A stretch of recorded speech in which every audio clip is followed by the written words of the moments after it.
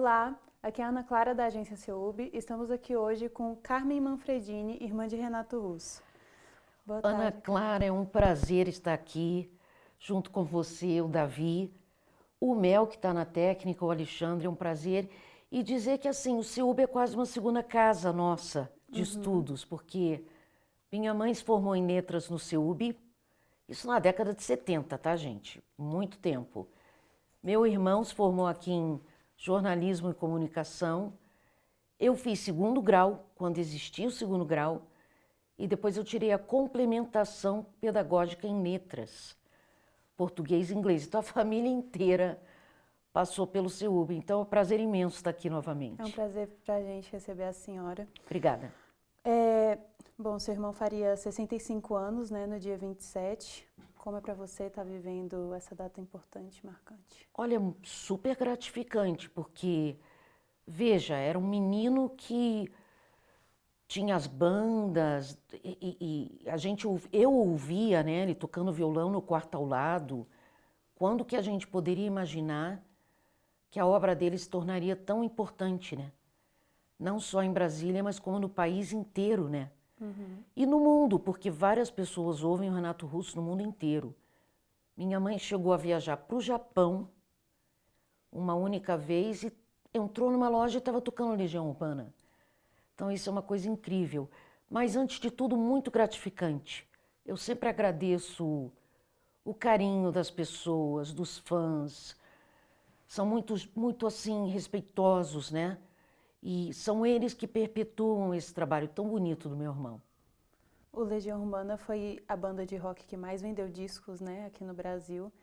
E o Renato Russo começou nesse caminho do rock numa banda punk aqui em Brasília.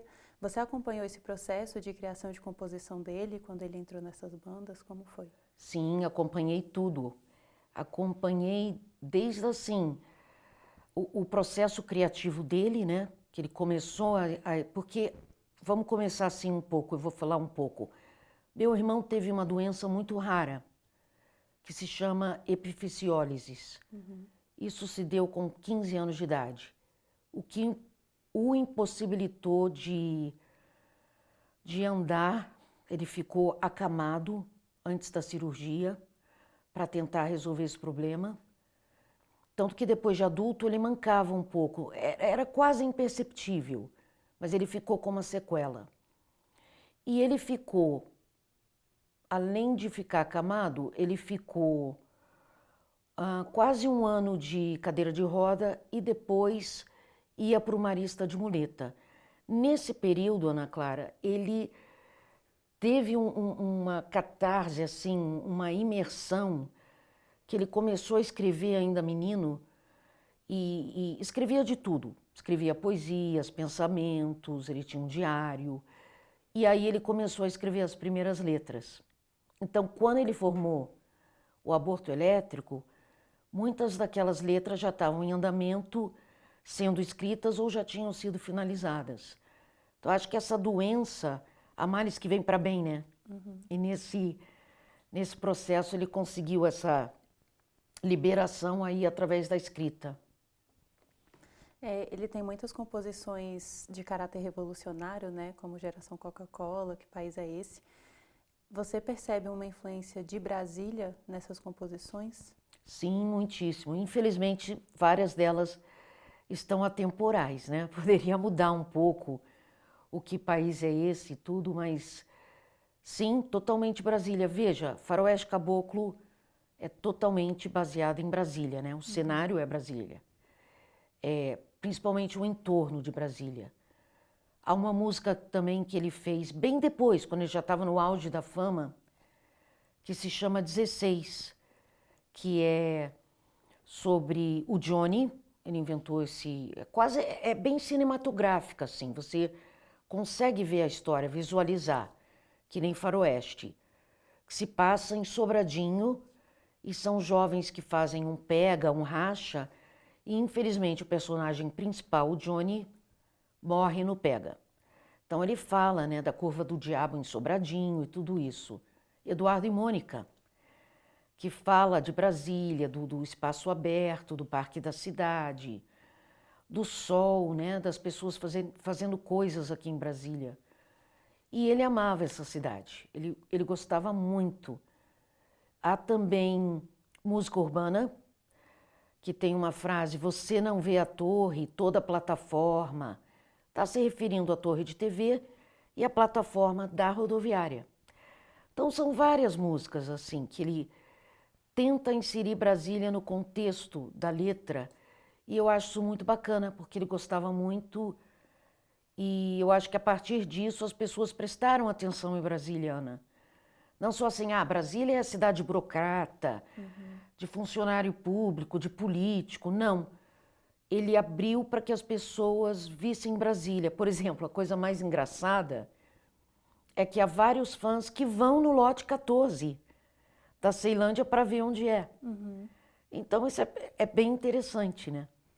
Como ele fazia para compor essas letras? Você falou que ele fez jornalismo, né, aqui no CEUB, e é perceptível um caráter muito jornalístico nas letras e um conhecimento muito grande da cidade. Como ele fazia para conhecer esses locais e saber o que exatamente colocar em cada letra para criar as histórias? Olha, é uma ótima pergunta, porque naquela época do meu irmão, que era início de 70, final de 70, quando ele começou inclusive com o aborto elétrico, era final de 70, 77. Assim, não havia internet nessa época, nós não tínhamos nada de tecnologia, era cursinho de datilografia, era esse tipo de coisa. Então, ele muito curioso, meu pai sempre incentivou muito a leitura, nós tínhamos vários livros em casa, quando não tínhamos ele ia para as bibliotecas públicas, da cultura inglesa, porque ele dominava bem o inglês, né? Mas o que ele fazia? Ele pegava ônibus e ia parar Ceilândia, em todo o entorno. Ele ia para Sobradinho, ele ia para tudo. Ele ficava passeando de ônibus. Naquela época tinha um ônibus que se chamava Grande Circular, que ele dava a volta inteira e até o final da Asa Sul, final da Asa Norte. Só ali ele já, quando ele se interessava por alguma coisa, ele descia, pesquisava, conversava. Ele era muito falante, muito extrovertido para algumas situações. Nessa de descoberta e de curiosidade ele era. Então ele, olha, gostei do seu cabelo, qual é o seu signo, o que você faz? E de repente ele estava com um caderninho e anotando essas impressões. E nesses longos passeios de ônibus, ele ia parar nessas cidades satélites. Veja, um menino de classe média alta, filho de funcionário do Banco do Brasil, mas que tinha uma coisa além. Ele não ficava naquele nicho confortável dele. Ele ia além, se entregava. E aqui no CEUB, uns amigos dele, eu não me lembro de que turma, né? Dos alunos da turma dele, eu não sei se tinha matéria específica, que ele fez amizade. Eles formaram os poetas do CEUB. Então eles tinham tudo com mimeógrafo, que vocês nem sabem mais o que é. Não sei. Pois é, eles imprimiam aquilo, depois, tá assim. E eles, cada um escrevia poesia e coisas do tipo. Então eles faziam livrinhos e eles se autodenominavam os poetas do CEUB, porque nem era UniCEUB naquela época. Perfeito. Você falou, né, ele tinha muita destreza com inglês e também com italiano, porque ele tem até um álbum italiano, né? Como é a relação dele com essa origem? Tanto, bom, a família de vocês já morou em Nova York, né? Como é a relação dele com essa origem italiana e com essas relações dessas outras cidades fora do país? Sim, a gente teve essa ótima oportunidade, foi muito bom pra gente, que a gente morou em Nova York de 67 a 69. Eu tinha, assim, 4 aninhos, né? Por quê? Porque meu pai foi fazer doutorado em economia pelo Banco do Brasil. E ele foi mais velho, ele já tinha uns 7 anos. Então foi muito bom, porque quando ele voltou com 9 anos, e naquela época não tinha essa quantidade de cursos de inglês. Hoje em dia, até criança de 1 aninho vai para a escola bilíngue, 2 aninhos e aprende inglês. Naquela época, quando voltou, a gente morava na Ilha do Governador, no Rio de Janeiro, e só havia cultura inglesa, que era o curso maior, assim. E, coincidentemente, a cultura só admitia alunos com 9 anos de idade.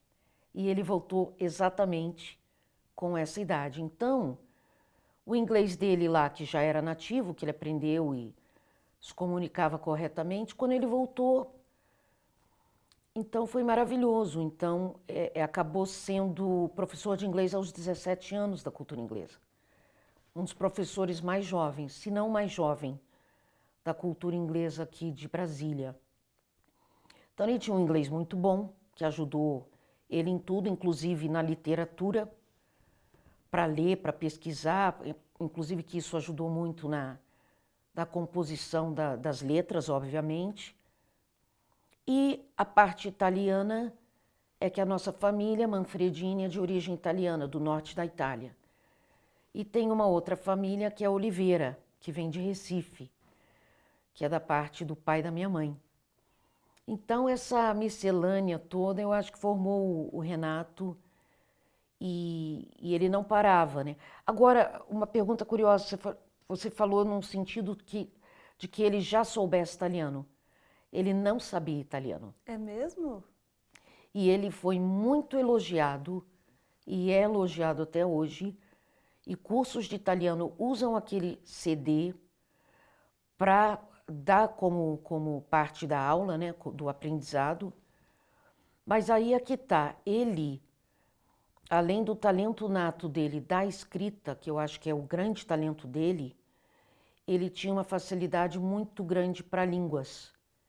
Então, assim, em 3 meses para fazer o CD e tudo, claro, ele teve uma amiga que foi uma espécie de coach com a pronúncia, mas ele pegou extremamente rápido. Então, as pessoas que são italianas não acreditam que ele não falasse, que ele não falava antes, não se comunicava em italiano. É realmente surpreendente, eu não sabia que ele não sabia Mas falar é a italiano. facilidade linguística que ele tinha, né? Ele, além de saber falar várias línguas e mudar de língua, a língua que ele cantava, ele também mudou algumas vezes de estilo musical, né? Ele tocava um punk quando ele tocava no Aborto Elétrico aqui em Brasília. Aí ele mudou para um rock um pouco mais calmo, vamos dizer assim. E ele tem algumas músicas bastante românticas também. Você sabe me dizer se isso acompanhou os momentos de vida dele? Como isso se deu? Sim, com certeza. Primeiro, eu acho que é um amadurecimento, né? Acho que quando a pessoa amadurece, tudo ela se torna até mais calma. Ela não precisa daquela coisa neurótica, rebelde do punk rock, né? Fica até meio, sei lá, disfuncional, um adulto tocando aquilo. Mas sim, por exemplo, ele tem umas músicas lindas como Vento no Litoral, por exemplo, né? Vento no Litoral foi feito para o amor da vida dele, que assim, meu irmão era bissexual. Então ele gostava de meninos e meninas. Mas ele gostou muito do Scott, um americano que ele conheceu em São Francisco. Então todo mundo acha que Vento no Litoral é aí que eu sempre falo nas entrevistas. Eu acho que um grande artista é isso, você ter uma letra que pode se encaixar para mim, para você, para um casal hétero, e não era. Era para ele e para o Scott. Mas veja que bonito, as pessoas cantam aquilo, né? Então eu acho que, sim, houve uma mudança muito de vida e ele se tornou mais calmo, com amadurecimento, né? E por todas as coisas que ele passou. Além dessa mudança de composição, ele também tinha alguns temas muito recorrentes, tanto amor como algumas insinuações de suicídio em algumas letras. Quais eram as principais inspirações deles? Ai, essa pergunta eu acho que tudo. Eu acho que tudo. Porque ele falou de tudo nas letras, né? Ele falou de família, ele falou de política, ele falou de situação atual, ele falou de angústia, de depressão, ele falou de alegria. Ele falou da turma, da colina, né? Ele falou de tantas coisas. Então, eu acho que, exatamente como eu comecei essa entrevista, eu acho que o fato dele ter sido uma pessoa extremamente curiosa e ávida de cultura, de conhecimento, eu acho que ele não ficou estático Você falou bem, ele não ficou só num estilo de letra ou de contexto, né? Ele falou de várias coisas. Uhum, perfeito. Bom, ele faria 65 anos, né? Como a senhora acha que ele estaria aos 65 anos? Eu acho que ele já teria largado o rock já bem algum tempo, porque ele já estava cansado disso, dessa coisa de show, é aquilo, amadurece, né? Ai, para que fazer show e subir no palco? Não dos fãs, eu acho que não era uma coisa com os fãs. Ele não gostava do palco, ele tinha medo de. Depois que ele começava o show, ele ficava mais tranquilo. Mas essa coisa, essa pressão de contrato, de gravadora, de tudo isso, ele queria só fazer música. Então eu acho que ele não estaria mais fazendo shows. Não necessariamente música, eu acho que talvez ele continuasse de alguma forma, talvez uma outra forma. Mas eu acho que ele estaria fazendo algo mais calmo, como cinema, porque ele era um amante do cinema. Ele tinha até um clube de cinema com uns amigos no Rio de Janeiro. Ou estaria escrevendo, que era um dos sonhos dele. Escrever mesmo. Talvez ficções, assim. Maravilha. Carmen, obrigada pela entrevista. Foi rápida, eu até achei que fosse mais. Um prazer receber você aqui. Igualmente, Ana. Eu quero agradecer a Ana Clara, ao Davi, mais uma vez, Alexandre Mel na técnica, ao Uniceub. Um prazer estar com vocês. Um prazer, muito obrigada. Obrigada. E como meu irmão diria, força sempre. Força sempre. É isso, galera. Obrigada por assistir. Sigam a Agência Ciúbe em todas as redes sociais.